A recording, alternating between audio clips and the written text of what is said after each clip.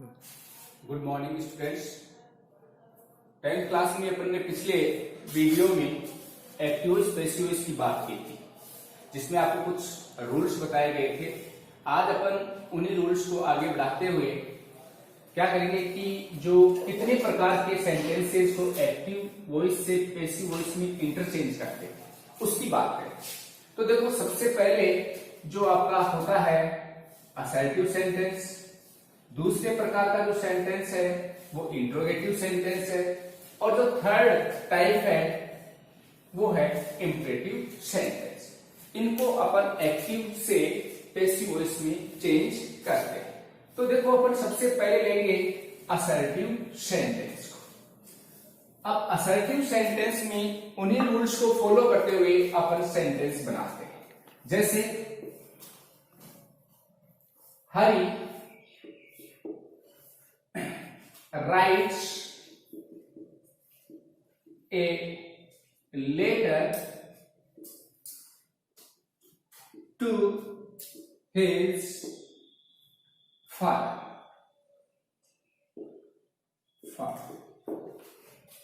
ठीक है।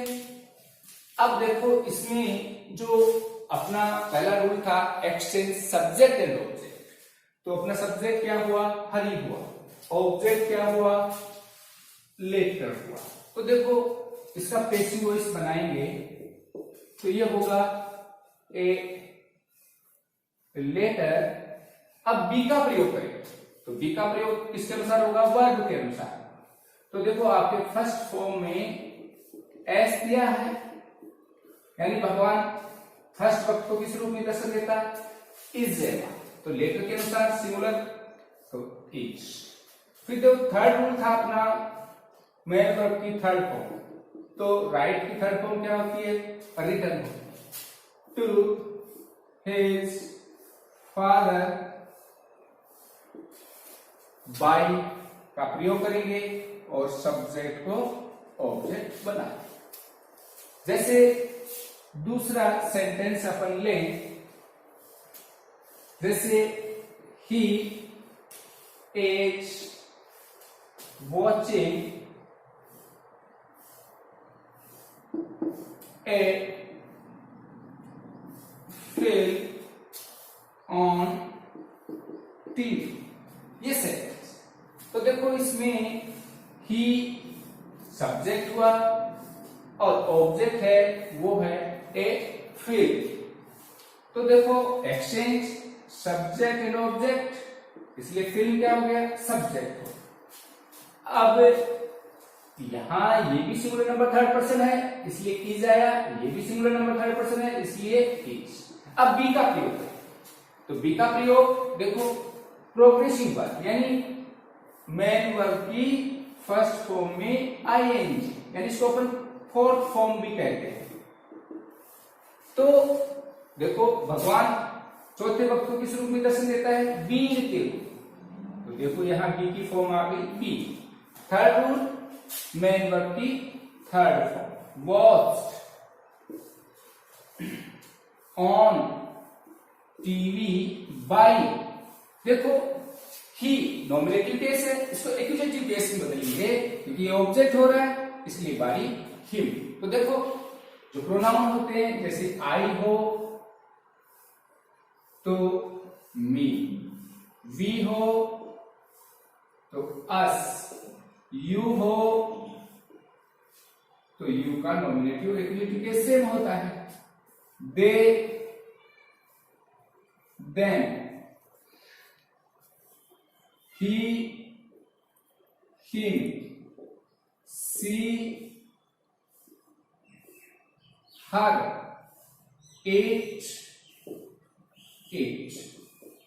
तो देखो, यदि नॉमिनेटिव केस सब्जेक्ट की जगह ये दिए हुए हो तो इनको ऑब्जेक्ट बनाते समय इनमें चेंज करें। मान लीजिए ऑब्जेक्ट की जगह आपको ये दिए हुए हो, ऑब्जेक्ट की जगह आपको ये दिए हुए हो और उसको अपन को सब्जेक्ट बनाना है, तो वापस इनमें चेंज करके सब्जेक्ट बना। क्लियर?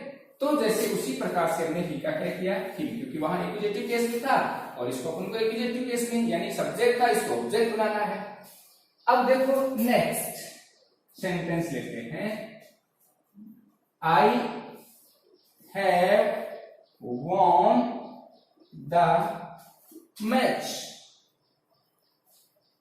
ये आपका सेंटेंस। तो देखो सब्जेक्ट क्या हुआ आई, ऑब्जेक्ट क्या हुआ द मैच, तो एक्सचेंज कर देंगे, एक्सचेंज करेंगे तो द मैच। अब देखो आई के साथ में हैव हेल्पिंग वर्ब आती है, लेकिन ये आपका द मैच है वो सिंगुलर नंबर थर्ड पर्सन है, तो ये प्रेजेंट परफेक्ट टेंस की हेल्पिंग वर्ब होती हैं, वो होती है हैज और हैव। जो सिंगुलर नंबर थर्ड पर्सन होता है उसके साथ हैज का यूज होता है और अदर के साथ हैव का यूज होता है। तो ये अब आपका सिंगुलर नंबर थर्ड पर्सन हुआ, इसलिए हैव में लिख के हैज का यूज करिए, क्योंकि प्रेजेंट परफेक्ट की दो हेल्पिंग वर्ब होती हैं जो ये होती है, और सिंगुलर नंबर थर्ड पर्सन के साथ हैज का, अदर के साथ हैव का। तो ये हो गया। अब देखो ये है आपकी मेन वर्ब की थर्ड फॉर्म, यानी परफेक्ट टेंस जो भी होते हैं उनमें हेल्पिंग वर्ब के साथ थर्ड फॉर्म होती है हमेशा। तो इसकी थर्ड फॉर्म सेम है, सॉरी देखो अब ये हेल्पिंग वर्ब की बात तो हो गई, अब बी का प्रयोग करेंगे। तो थर्ड फॉर्म है तो बी का प्रयोग क्या होगा, थर्ड फॉर्म बी। अब आपसे तीसरा नेम मेन वर्ब की थर्ड फॉर्म ये होती है बाय मी, क्योंकि वहां सब्जेक्ट था, इसको ऑब्जेक्ट बनाया तो वो हो गया मी। जैसे नेक्स्ट सेंटेंस यदि अपन लिखें राम पनिश्ड मी, मान लीजिए आपका ये सेंटेंस है। अब देखो सब्जेक्ट क्या हुआ राम हुआ, ऑब्जेक्ट क्या हुआ मी हुआ, तो इनको एक्सचेंज करेंगे। तो ये तो ऑब्जेक्ट की जगह था इसलिए मी है, अब इसको सब्जेक्ट बनाएंगे तो क्या हो जाएगा आई। अब देखो सॉरी पनिश्ड था, तो अब देखो ये आपकी मेन वर्ब की सेकंड फॉर्म, तो भगवान सेकंड वर्ब को किस रूप में दर्शन देगा, वॉच वर्ब के रूप में, ये सिंगुलर है इसलिए वॉच। अब देखो थर्ड रूल मेन वर्ब की थर्ड फॉर्म, तो थर्ड फॉर्म भी यही होती है पनिश्ड बाय राम। तो इस प्रकार से कुछ सेंटेंसेस हैं जिनको अपन बना रहे हैं। अब देखो एक बात और है कि कुछ इंडेफिनिट सब्जेक्ट्स होते हैं जो कि प्रोनाउन भी होते हैं, उनको बाय के साथ में नहीं लिखते। कौन से, मैं पहले एक सेंटेंस समझा रहा हूं, जैसे somebody has stolen my book। तो देखो सब्जेक्ट हुआ आपका somebody, ऑब्जेक्ट हुआ my book। तो देखो बनाइए रेशियो इज my book। अब देखो हैज है, ये भी सिंगुलर नंबर थर्ड पर्सन और ये भी, तो हैज का हैज, बी की third form be, main verb की थर्ड फॉर्म स्टोलन ही होती है।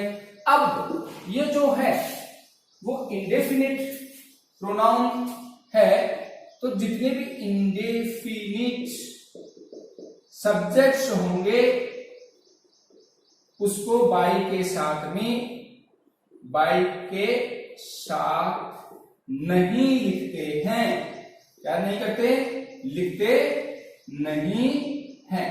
अब वो कौन कौन से, देखो एक तो आपका सम होता है, एक एनी होता है, एक नो होता है।